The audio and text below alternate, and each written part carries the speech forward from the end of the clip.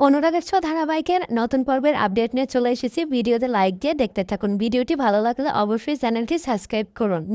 রাতের বেলা দীপাকে শেষ করতে গিয়ে সোনার কাছে ধরা পড়ল রুটি আর রুটির মা। হ্যাঁ বন্ধুরা, কারণ রুটি জানতো যে এখানকার এই অ্যান্টিভেনামটা কেউ বানাতে পারবে না, কিন্তু সূর্য বানিয়ে ফেলে। তারপরেই রুটির চিন্তা শুরু হয়ে যায় যে আমি জানি না ওই দীপা সেনগুপ্ত আমাকে দেখতে পেয়েছিল কিনা, তাই ওকে বাঁচতে দেওয়া চলবে না, ও বেঁচে ফিরে আসবে এটা হতেই পারে না।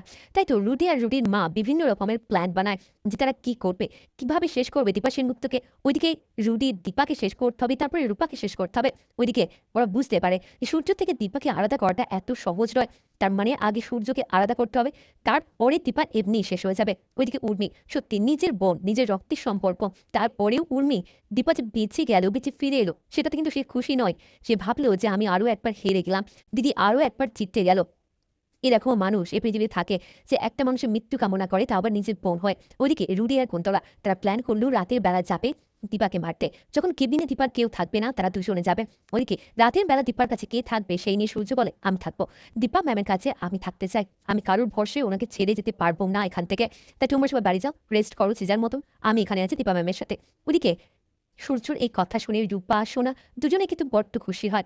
ওদিকে রূপা তার বোনকে বলে সোনা বাবাকে বাধা দিও না, বাবা যখন মায়ের কাছে থাকতে চাইছে থাকুক না, আমরা বাড়ি চলো।